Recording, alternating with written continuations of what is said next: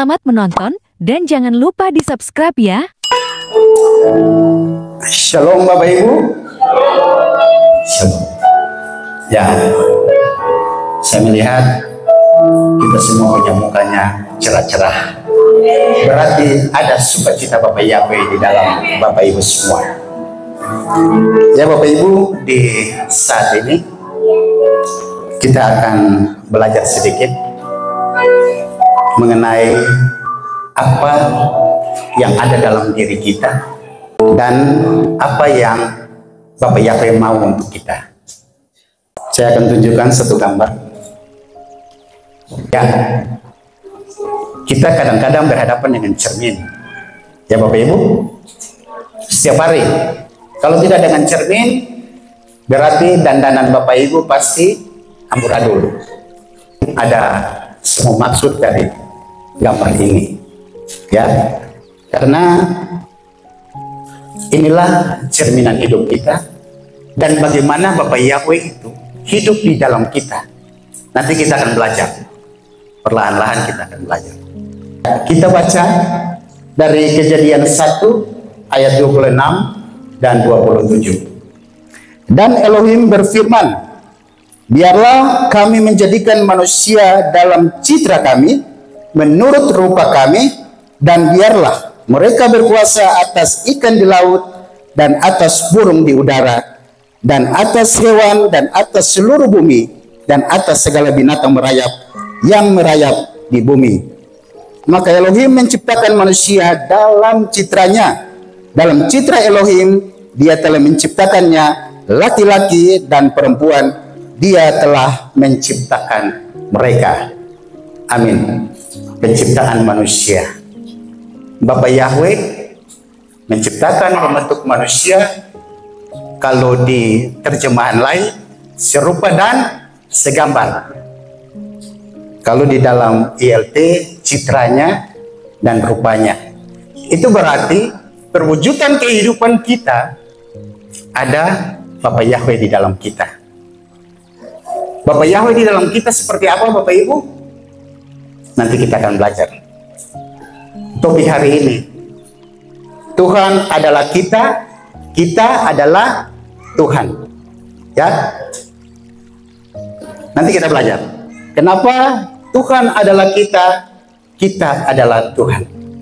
Kita belajar bersama-sama Bapak Ibu.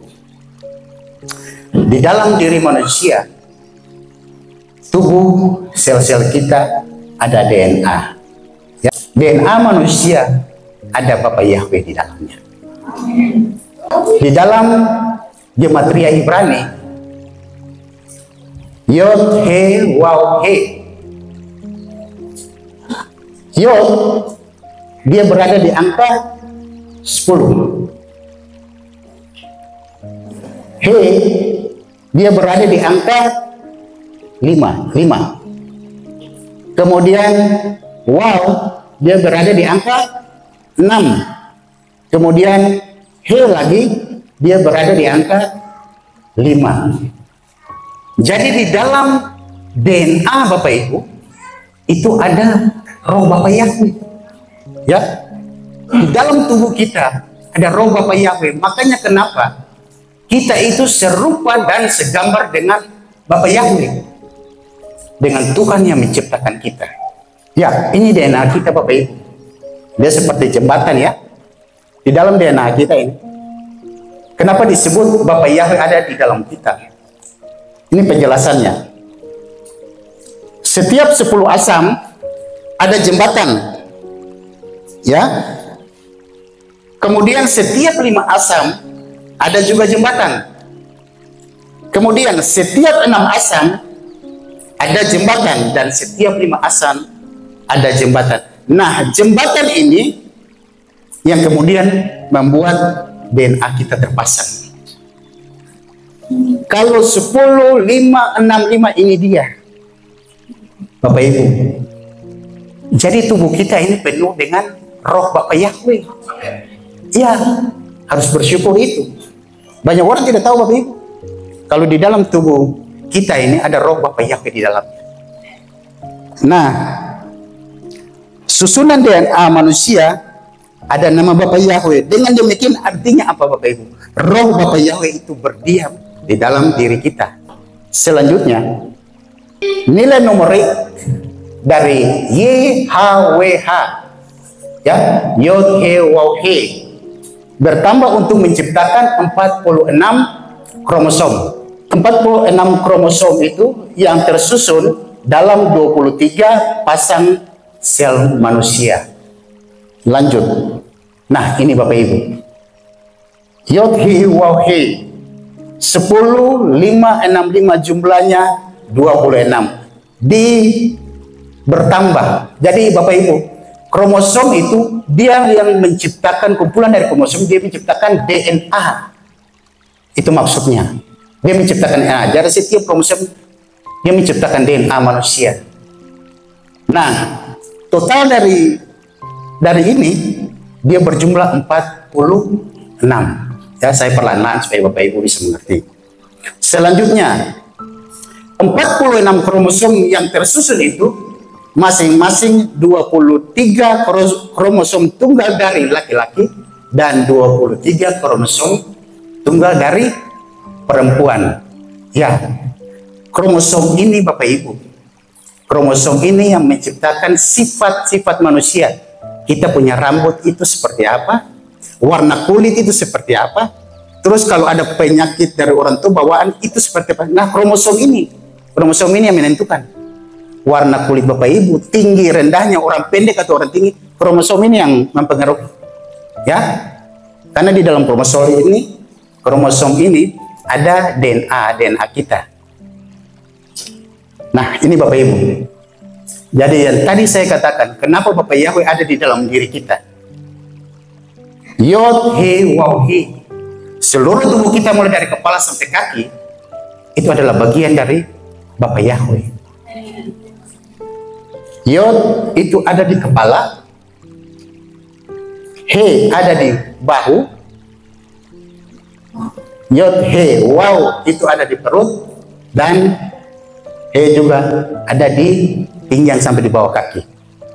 Ya, jadi Bapak Ibu punya kehidupan tidak pernah lepas daripada Bapa Yahweh semenjak Bapa Yahweh menciptakan Bapak Ibu.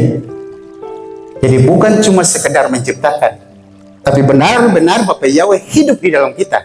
Ya, jadi jangan pernah merusak tubuh kita, karena tubuh kita ada Bapa Yahweh di dalamnya. Kemudian yang berikut Bapak Ibu,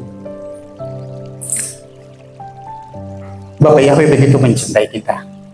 Ya, sampai sejak kandungan pun Bapa Yahweh sudah taruh kita, memilih kita. Kalau Bapak Ibu sekarang ada dan mengenal nama Bapa Yahweh, menyembah Bapa Yahweh dalam Yeshua HaMashiach, itu bukan suatu kebetulan. Ya, karena Bapak Ibu semenjak Bapak Ibu menjadi janin dalam perut, Bapak Ibu sudah dipilih oleh Bapa Yahweh. Ya, Bapa Yahweh begitu mencintai Bapak Ibu, bahkan dari permulaan dunia belum diciptakan pun Bapa Yahweh sudah tahu ini siapa yang harus dia pilih. Ya, semua umat itu diciptakan, dibuat serupa dan segambar dengan Bapa Yahweh. Jadi bukan soal wajah kita, ya, bukan soal wajah kita. Ketika dibilang serupa dan segambar, bukan soal wajah kita, tapi ada sifat-sifat Bapa Yahweh yang ada dalam diri kita, itu yang dibilang serupa dan segambar. Makanya kenapa tadi ada cermin. Kalau cermin, kita berdiri di depan cermin, kira-kira kalau saya yang berdiri, wujud saya apa wujud orang lain? Pasti wujud saya, tidak mungkin wujud orang lain. Ya, seperti juga mesin fotokopi. Ketika yang difotokopi itu gambar burung, maka yang keluar juga gambar burung. Tidak mungkin gambar burung kemudian fotokopinya keluar kambing, tidak mungkin. Nah, itulah yang dimaksud bahwa kita ini serupa dan segambar dengan Bapa Yahweh. Ya. Nah, Bapa Yahweh begitu mencintai kita, dan kita ini adalah anak-anak milik Bapa Yahweh. Ya, kita tidak bisa menyangkal itu Bapak Ibu. Kita benar-benar adalah milik Bapa Yahweh. Saya lanjut. Nah, kita baca dalam Efesus 1 ayat 4. sebagaimana di dalamnya Dia telah memilih kita sebelum permulaan dunia untuk menjadikan kita kudus dan tak bercacat di hadapannya dalam kasih. Ya, firman bilang sebelum permulaan dunia. Yang tadi saya katakan, Bapak Ibu sudah dipilih oleh Bapak Yahweh menjadi penyembah-penyembah dan menjadi anak-anak Bapak Yahweh. Ya, jadi jangan pernah lepas tanggung jawab itu. Karena di dalam tubuh kita, di dalam DNA kita, itu ada roh Bapak Yahweh. Nah, terkadang setan itu akan merusak. Nanti saya jelaskan bagaimana cara setan untuk merusak DNA kita. Ya, nanti saya jelaskan. Nah, ini Bapak Ibu, kalau ibu-ibu pasti tahu. Ini yang dinamakan ari-ari atau plasenta. Plasenta atau ari-ari ini Bapak Ibu, itu yang memberi makan bayi di dalam kandungan. Ya, jadi di dalam kandungan itu bayi bukan bernafas. Ya, kalau kita pelajari ilmu pengetahuan, di dalam kandungan bayi tidak bernafas, tapi bayi makan dari plasenta ini. Jadi apa yang ibunya makan, apa yang ibunya minum, ini bayi ini terima. Jadi kalau ada ibu yang perokok, ada ibu yang pemabuk, ada ibu yang mengonsumsi hal-hal yang tidak benar, anak ini pasti akan merasakannya. Ya Bapak Ibu. Nah, plasenta ini Bapak Ibu, kalau dalam bahasa Ibrani dia disebut Silia. Ya, bukan Ibu Silia. Ya, Silia.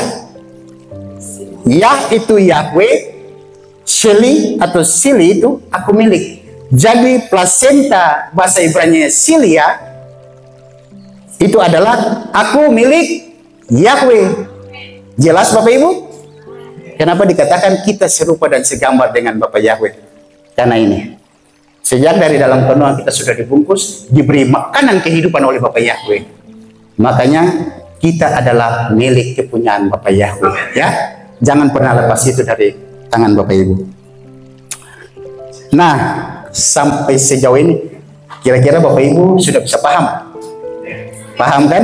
Ya, penjelasannya singkat. Saya menyederhanakan supaya bisa dimengerti oleh Bapak Ibu. Kita lanjut dengan pembelajaran ini. Apa makna Tuhan adalah kita dan kita adalah Tuhan, seperti topik kita tadi. Ya, ini yang membuat Bapak Yahweh itu serupa dan segambar dengan kita. Ketika Dia menciptakan kita, Dia tadi bilang di dalam Kejadian, baiklah kita menciptakan serupa dan secitra, segambar dengan kita. Ya, ini satu, hidup kekal dan tidak bisa mati. Pertanyaannya, ketika kita hidup sekarang, kalau pertanyaan ini muncul bahwa kita sama dengan Tuhan, hidup kekal dan tidak bisa mati, kadang-kadang nanti orang bilang ini sudah menjelaskan seperti apa, tidak sesuai dengan ilmu pengetahuan. Karena manusia hidup pasti mati. Tapi kenapa kita sama dengan Tuhan? Dan poin ini bilang hidup kekal alias tidak bisa mati. Bapak Ibu, yang mati itu tubuh kita. Ya, kita hidup, kita ini manusia yang kekal. Roh kita tidak pernah mati Bapak Ibu. Ya, yang mati itu tubuh kita, bukan roh kita. Tapi pertanyaannya, ketika roh kembalinya kemana? Ya Bapak Ibu, kembali ke Samayim atau kembali ke neraka? Itu pertanyaannya. Kalau kita hidup baik di dunia ini, sudah pasti roh kita kembali ke Samayim, di Firdaus, ada bersama-sama dengan Yesua. Tapi kalau hidup kita tidak benar di hadapan Bapak Yahweh, sudah pasti jalannya ke neraka. Makanya kita dibilang kita adalah manusia yang hidup kekal tidak bisa mati. Kadang-kadang orang berpikir, ini bicara apa ini? Manusia itu hidup pasti mati. Yang mati ini tubuhnya, ya. Mati ini tubuhnya ketika dia berinteraksi suami, istri, anak, orang tua, saudara bersaudara. Ketika mati, orang berpikir habis, selesai. Tidak Bapak Ibu. Roh kita tidak mati karena roh kita adalah milik Bapak Yahweh. Ya. Jadi ketika hidup di dunia ini selesai, roh kita kembali. Nah, roh kita kembali kemana? Ketika pengangkatan, roh kita kembali bersama-sama dengan Yesus Hamasiah. Ya. Yang kedua, Bapak Ibu, ada sifat mengasihi. Bapak Yahweh sangat mengasihi Bapak Ibu atau tidak? Sangat amat mengasihi Bapak Ibu dan saya. Ya, kalau tidak mengasihi Bapak Ibu dan saya, tidak mungkin kita mengenal nama Bapak Yahweh sampai sekarang. Tidak mungkin kita menyembah Bapak Yahweh sampai sekarang. Ya, tapi karena Bapak Ibu dipilih dan dikasihi dan menjadi milik kepunyaan Bapak Yahweh, makanya ada sifat ini, Bapak Ibu. Ada sifat mengampuni, ya. Ada sifat menolong orang lain. Ada sifat untuk berbagi kepada yang lain. Ini sifatnya mengasihi. Bapak Yahweh begitu mengasihi kita. Karena Dia sangat mengasihi kita, Dia tidak ingin kita tidak selamat. Makanya Bapak Yahweh mengutus Yesus Hamasiah. Bapak Yahweh turun sendiri di dalam dunia ini dalam wujud manusia untuk menyelamatkan Bapak Ibu dan saya. Kalau bukan kita milik Bapak Yahweh, tidak mungkin Bapak Yahweh turun dalam dunia ini untuk menyelamatkan kita di dalam wujud Yesus Hamasiah. Karena Bapak Yahweh sangat mengasihi kita, Bapak Ibu. Ya, jangan sia-siakan pengasihan daripada Bapak Yahweh terhadap kita dengan kehidupan kita yang tidak benar. Ya, ada banyak hal yang membuat kita serupa dan segambar dengan Bapak Yahweh. Yang pertama, yang kedua, yang ketiga, punya power, ya, punya kekuatan, punya kuasa untuk mencipta, bisa berbuat dan mau dipuji. Ya, Bapak Yahweh itu mau dipuji atau tidak? Bapak Yahweh itu sangat mau kita untuk memuji Dia, mau untuk kita menyembah Dia. Nah, kita punya power dan kuasa itu untuk mencipta. Kita sama dengan Bapak Yahweh, kenapa tidak? Karena kita serupa dan segambar. Bapak Yahweh memberikan kuasa kepada kita, ya, memberikan otoritas untuk kita berbuat untuk keadaan kita, ya. Contoh Bapak Ibu, saya kasih contoh. Ketika ada orang yang membuli Bapak Ibu, yang memfitnah Bapak Ibu, yang melecehkan Bapak Ibu, jangan cepat-cepat marah, jangan, ya. Karena ketika orang mulai membuli, orang mulai melecehkan Bapak Ibu, orang mulai memfitnah Bapak Ibu, jangan membalas, ya. Karena saat itu Bapak Ibu, alam roh sementara terbuka. Sehingga apa yang keluar dari mulut kita itu harus kita pertanggungjawabkan. Ingat ya Bapak Ibu, saya kasih ingat. Jadi ketika kita dalam keadaan marah, Bapak Ibu, ketika orang bikin hal yang tidak baik kepada kita, jangan cepat-cepat marah Bapak Ibu. Karena saat itu posisi alam roh, alam supranatural itu sementara terbuka lebar. Nah, kesempatan Bapak Ibu untuk menubuatkan hal yang positif, ya, kesempatan itu dipakai. Tapi kalau kesempatan itu Bapak Ibu pakai untuk menubuatkan hal yang negatif, contoh, nanti lihat, beta akan membalas kau lebih dari yang kau bikin terhadap saya. Itu Bapak Ibu sementara menubuatkan hal yang negatif. Setan akan menangkap itu karena alam roh sementara terbuka. Bapak Ibu, saya kasih tahu, setan menangkap hal yang negatif itu dari yang keluar dari mulut Bapak Ibu, dan dia akan meminta pertanggungjawaban, menuntut Bapak Ibu bahwa segera eksekusi, harus tunduk balas, harus balas. Gitu. Tapi ketika dalam kondisi marah, dalam kondisi jengkel Bapak Ibu, ketika Bapak Ibu menubuatkan hal yang positif, maka alam roh pun tangkap itu. Coba ketika kita marah, kita bilang, saya orang yang kuat, saya tidak akan marah, saya tidak akan mau membalas dendam, saya akan menjadi orang yang berhasil. Saat itu Bapak Ibu, alam roh sementara menangkap apa yang menjadi nubuatan daripada Bapak Ibu. Percaya ya Bapak Ibu, ya, percaya. Ada kuasa untuk mencipta. Bapak Ibu, kalau Bapak Ibu bangun pagi, ya, selain dari kita Shema Yisrael, ya, saya kasih tahu, selain kita Shema Yisrael Bapak Ibu, ada waktu 10-15 detik untuk Bapak Ibu bernubuat dan menciptakan, diberikan kuasa. Ya, waktunya tidak lama Bapak Ibu, karena saat itu Bapak Ibu dalam keadaan antara ngantuk dan mau bangun, ya kan? Ketika bangun tidur. Nah, saat itu alam roh Bapak Ibu sementara terbuka. Nubuatkanlah saat itu hal-hal yang positif. Saat ini saya akan mendapat mujizat. Saat ini, hari ini saya akan mendapat berkat. Hari ini kalau saya sakit, hari ini saya akan sembuh. Nubuatkan itu Bapak Ibu. Percaya, apa yang Bapak Ibu nubuatkan akan terjadi. Pasti itu. Ya. Coba. Jadi jangan ketika kita bangun, kita apa? Orang Ambon bilang kita ero-ero badan dulu. Biasa gitu kan? Langsik. Ya, langsik. Jangan. Jadi ketika mulai Bapak Ibu bangun pagi, mata terbuka pertama, nubuatkan hal yang positif. Karena di situ ada sekitar 10-15 detik alam roh sementara terbuka Bapak Ibu. Setelah itu baru Bapak Ibu semai Israel. Untuk membentengi Bapak Ibu dalam perjalanan aktivitas Bapak Ibu satu hari itu. Malamnya sebelum tidur Bapak Ibu tutup juga dengan Shema Israel. Ya. Alam roh terbuka dari mulai jam 11 sampai jam 3 Bapak Ibu. Kalau mau nubuatkan silakan nubuatkan. Coba uji itu, lalu mungkin minggu depan saya bisa dapat kesaksian dari Bapak Ibu selama seminggu nanti. Ya, kita uji bersama-sama. Siapa yang punya nubuatan dijawab segera.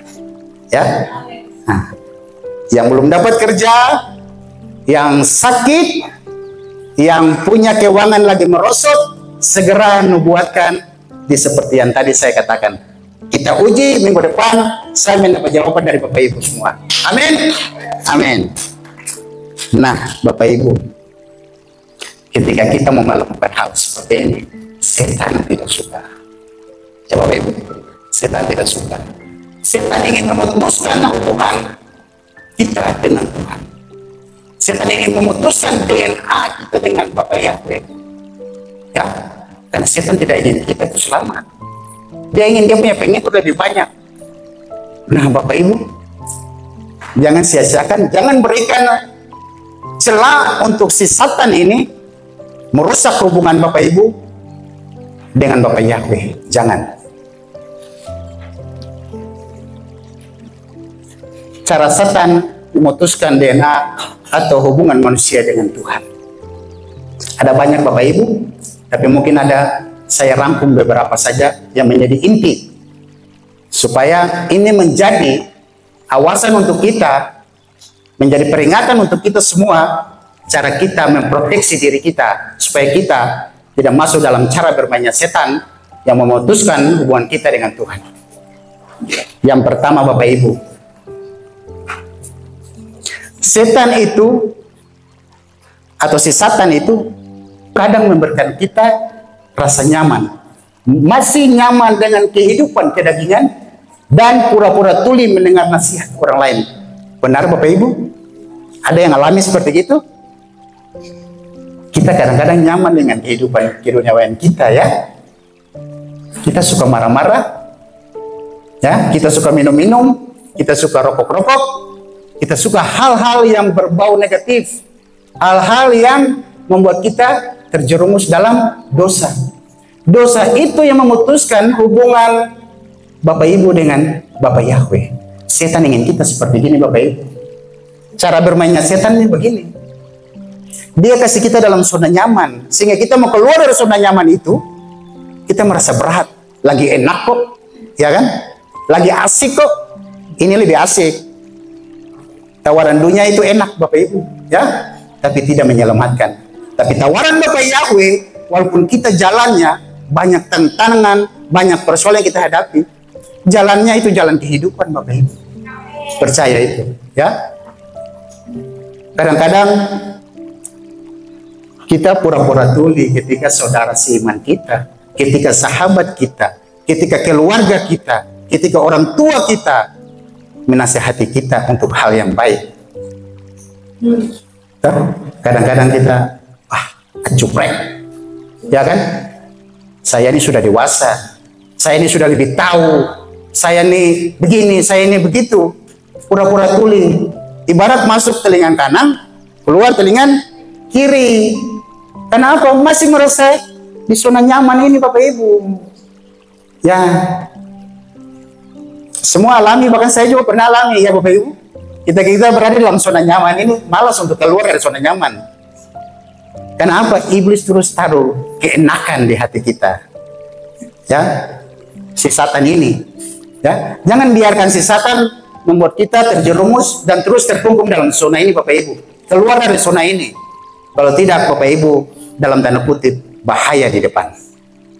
Ya. Yang kedua Bapak Ibu, masih terus berpikir negatif terhadap orang lain atau berburuk sangka serta simpan hati. Ya. Saya percaya itu mungkin kehidupan kita yang dulu. Kehidupan kita yang sekarang tidak lagi seperti ini Bapak Ibu. Ya. Amin. Amin, itu nubuatkan dalam diri Bapak Ibu. Jangan hindari pikiran yang negatif. Ubah pikiran negatif itu menjadi pikiran yang positif. Ya, jangan berburuk sangka kepada orang lain. Mau menerima nasihat orang lain. Kalau sudah berburuk sangka, ujung-ujungnya simpan hati. Ya, kalau simpan hati, lama kelamaan menjadi pahit hati. Pahit hati lama-lama dia berakar menjadi akar pahit. Ya, kalau sudah akar pahit, itu berarti pohonnya punya akar sudah tumbuh sangat dalam, sangat besar, sangat kuat, susah untuk mencabutnya Bapak Ibu. Jadi ketika akar itu baru di ujung, cepat-cepatlah kita cabut. Jangan kita simpan hati, ya. Jangan kita berpikir negatif, karena sampai di akar pahit itu mulai dari kita berpikir negatif. Mulai dari situ dulu, ya. Setan itu mainnya halus, berpikir negatif dulu. Oh, dia ini begini, dia ini begini. Makanya kenapa Bapak Ibu di dalam Kihilat Yahweh El Gibor, ya, kalau memang ada yang tidak senang lain dengan yang lain, mari pergi ketemu empat mata. Ya, kalau tidak bisa empat mata, mari kita bersama-sama. Jadikan Kihilat ini Bapak Ibu, Kihilat yang diberkati oleh Bapak Yahweh. Ya, tidak ada perselisihan, tidak ada perpecahan di dalam Kihilat Yahweh El Gibor Ambon. Supaya jangan jadi seperti kita punya pikiran negatif, atau setan memakai kita punya pikiran negatif ini untuk terus memecah belah kita. Ya, setan itu dia tiru apa yang dibuat oleh Bapak Yahweh, dia tiru, tapi dia tiru dengan cara yang tidak baik. Untuk apa? Untuk menjerumuskan kita supaya kita sama-sama ikut dia di neraka. Bapak Ibu, semua tujuan kita hidup, dan ketika kita kembali, roh kita kembali, kita mau sama-sama masuk ke dalam Samayim. Ya, makanya jangan berikan kesempatan untuk si Satan ini. Yang berikut Bapak Ibu, yang ketiga, meragukan kuasa Tuhan atau menganggap Tuhan itu tidak adil. Pernah Bapak Ibu mengalami hal seperti ini? Ya, berdoa tidak dijawab, berdoa tidak dikabulkan oleh Bapak Yahweh. Akhirnya kita jadi ragu-ragu, ya kan? Ah, sudahlah, mungkin Tuhan belum jawab. Itu berarti kita mulai ragu-ragu, iman kita mulai goncang itu. Iblis mulai si Satan itu mulai menggoncang kita dengan hal seperti ini. Akhirnya gini, ketika kita melihat orang lain berhasil, ketika kita melihat orang lain diberkati, kita menganggap Tuhan itu tidak adil. Ya Bapak Ibu, kok kita begini-begini saja, kehidupan kita begini saja, tidak maju, tidak mundur, stagnan di tempat. Bapak Ibu percaya, dalam setiap apa yang kita hadapi, ada maksud Bapak Yahweh. Ya, mungkin kita terus ditempa dengan persoalan, ditempa dengan masalah, tapi percaya bahwa Bapak Yahweh itu tidak pernah meninggalkan kita. Tadi kita sudah lihat di slide, kita ini milik Bapak Yahweh, tidak pernah sedetik pun dia meninggalkan kita. Ya, jadi iblis taruh pemikiran ini di dalam pikiran kita. Ya, meragukan kuasa Tuhan, menganggap Tuhan tidak adil. Ya, jangan seperti itu ya Bapak Ibu. Kita percaya, kita punya iman. Iman sebesar biji sesawi saja bisa memindahkan gunung. Ya, biji sesawi itu kecil sekali Bapak Ibu, kecil, lebih kecil dari lada, lebih kecil. Tuhan tidak bilang imanmu sebesar biji mangga, ya, biji durian. Tidak. Sebesar biji sesuai itu biji yang sangat kecil, bisa memindahkan gunung, Bapak Ibu. Jadi ketika kita percaya kepada Bapak Yahweh, jangan pernah meragukan kuasanya. Ya, percaya saja bahwa Bapak Yahweh akan menjawab doa-doa Bapak Ibu. Percaya bahwa kuasanya itu besar, tiada terkira. Dialah berkuasa di bumi dan di langit. Jangan pernah meragukan kuasanya, apalagi menganggap Tuhan itu tidak adil bagi kita. Mungkin sekarang kita lagi menangis karena terpuruk dengan ekonomi, karena terpuruk dengan masalah. Tapi kita akan menjadi umat-umat bermenang. Mungkin orang lain sebentar tertawa kita saat ini. Tapi percaya, esok ke depan ketika waktunya Bapak Yahweh, waktunya Tuhan datang, kita yang akan bersuka cita, kita akan tertawa dan mereka akan menangis. Ya, percaya itu Bapak. Yang terakhir. Ini yang terakhir ya Bapak Ibu. Menerima tanda binatang itu atau bilangan namanya. Nanti pulang baca di Wahyu 13 ayat 17 sampai 18. Tandanya apa? 666. Ya. Saya tidak perlu menjelaskan karena beberapa tahun yang lalu setan memakai cara seperti itu ya Bapak Ibu. Jadi DNA kita kemudian dirubah. Ya, dengan tanda bilangan binatang itu. Memutuskan hubungan kita dengan Bapak Yahweh secara tidak langsung. Pandangan manusia ini baik sekali. Tapi ada maksud jahat dari si Satan ini untuk benar-benar memutuskan hubungan kita dengan Bapak Yahweh. Dari 4 poin ini, satu yang gagal, semuanya gagal Bapak Ibu. Tidak akan pernah Bapak Ibu sampai ke Samayim. Hindari 4 poin ini supaya jangan setan itu berkuasa atas diri kita. Tapi yang berkuasa atas diri kita adalah Bapak Yahweh sendiri. Ya, tujuan kita hidup di dunia ini memuja dan menyembah Bapak Yahweh, membesarkan namanya, mengagungkan namanya, karena tujuan kita ada keselamatan. Jalan kita adalah jalan kebenaran dan kehidupan di dalam Yeshua HaMashiach. Itu tujuan kita. 4 ini Bapak Ibu, camkan akan berpikir dengan baik bahwa ini nasihat untuk kita bersama-sama. Bukan Bapak Ibu saja, tetapi untuk diri saya sendiri juga. 4 hal ini harus kita lalui. Jangan kita tertipu dengan permainan si Satan. Dia itu cerdik, tapi kita lebih pintar dari dia. Karena kita dalam tubuh kita ada DNA-nya Bapak Yahweh. Jangan kita biarkan setan berkuasa atas diri kita Bapak Ibu. Makanya hindari 4 hal ini. Ada banyak, tapi saya rangkum dalam 4 hal ini. Ini 4 hal yang menjadi poin penting dalam kehidupan kita yang harus dihindari, supaya Bapak Ibu beroleh keselamatan yang kekal. Dengan cara apa Bapak Ibu? Selain kita menghindari 4 hal ini, kita baca di 1 Yohanes 3 ayat 24. Kita baca bersama-sama Bapak Ibu. Yang sudah dapat katakan amin. Mari kita baca bersama-sama. Dan siapa yang memelihara perintah-perintahnya, dia tetap tinggal di dalamnya, dan dia ada di dalamnya. Dan dengan ini kita tahu bahwa dia tetap tinggal di dalam kita, dan roh yang telah dia anugerahkan kepada kita. Amin. Amin.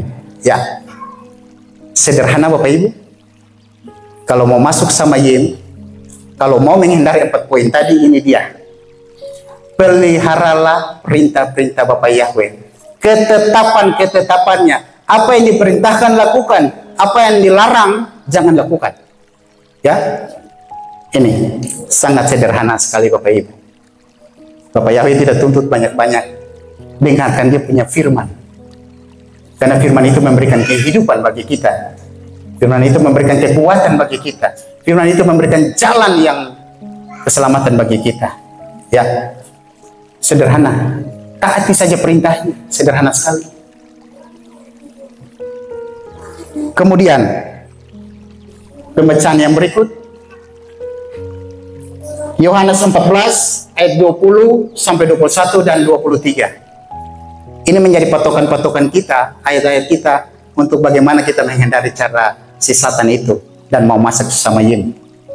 Pada hari itu kamu akan mengetahui bahwa aku ada di dalam Bapa-Ku dan kamu di dalam aku dan aku di dalam kamu. Siapa yang memiliki perintah-perintahku dan memeliharanya, dia itulah yang mengasihi aku. Dan siapa yang mengasihi aku, ia akan dikasihi oleh Bapa-Ku, dan aku akan mengasihinya dan akan menyatakan diriku kepadanya. 23. Yesus menjawab dan berkata kepada, jika seseorang mengasihi aku, ia akan memelihara firman-Ku, dan Bapa-Ku akan mengasihinya, dan kami akan datang kepadanya dan akan membuat tempat tinggal bersamanya. Amin. Kita tidak perlu buat rumah di Samayim, Bapak Ibu. Perbuatan benar kita selama kita hidup di dunia ini, Bapak Yahweh sudah sediakan tempat bagi kita, ya. Tidak perlu corsmen, tidak perlu angkat batu, ya. Tidak perlu skop. Lama-lama Bapak Yahweh sudah sediakan tempat bagi kita. Asalkan kita mengasihi Bapak Yahweh. Firman bilang apa? Ketika engkau mengasihi aku, maka aku mengasihi kamu dan hidup di dalam kamu. Ya, tanpa kita perlu repot-repot. Ya, yang harus kita lakukan cuma menaati perintah dan firman-Nya. Ikut firman-Nya, pasti dapat jalan kehidupan dan keselamatan. Tidak ada cerita lain. Ketika Tuhan Yesus datang, di awan-awan kita menyambutnya. Jangan sampai Tuhan Yesus datang, kita tinggal. Ya, karena kita masih bergolak pada 4 hal yang tadi, cara Satan untuk memutuskan hubungan kita dengan Tuhan. Kita berupaya menaati perintahnya, mengikuti firman-Nya, supaya ketika Tuhan Yesus datang, kita terangkat, Bapak Ibu. Ya, yang terakhir, ini kita punya visi misi. Di dalam Amsal 6 ayat 23, semua baca sama-sama. Sebab perintah itu pelita, dan Torah itu cahaya, dan teguran didikan itu jalan kehidupan. Amin. Amin. Sederhana, tapi Bapak Ibu harus bikin ini. Makanya yang tadi saya jelaskan, kalau ada teguran sesama kita untuk saling menegur supaya hidup kita lebih baik, itu kita sementara melakukan Torah Bapak Yahweh. Torah Bapak Yahweh ada di mana? Di firman itu. Di situ ada perintah dan larangan. Ketika kita melakukan Torah Bapak Ibu, kita diberikan jalan kehidupan. Tidak ada lain. Tidak ada bilang jalan lain. Jalan kehidupan ini berarti kita hidup kekal bersama Bapak Yahweh di Samayim. Ya Bapak Ibu, ini hal yang sangat sederhana, tapi terkadang kita susah untuk melakukan. Tapi saya percaya bahwa yang ada di dalam Kehilat Yahweh El Gibor Ambon akan melakukan perintah-perintah Bapak Yahweh, akan tunduk kepada Torah, sehingga jalan kita adalah jalan kehidupan. Sukses besar untuk kita semua. Bapak Yahweh memberkati. Mari kita berdoa.